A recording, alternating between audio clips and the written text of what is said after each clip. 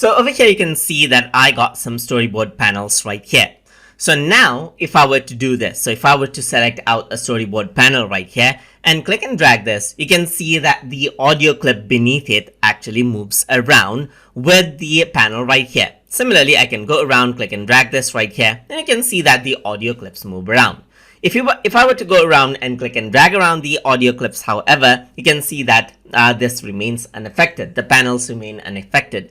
That is because the audio that you have beneath the panel is linked to the audio itself. And this is happening because this little icon is turned on.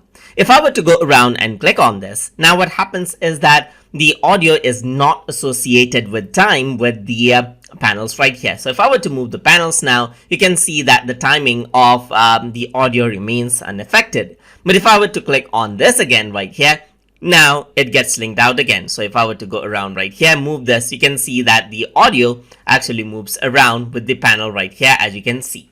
So that is how you can attach audio track to panels and then disable the attachment of audio to panels inside of Toon Boom Storyboard Pro.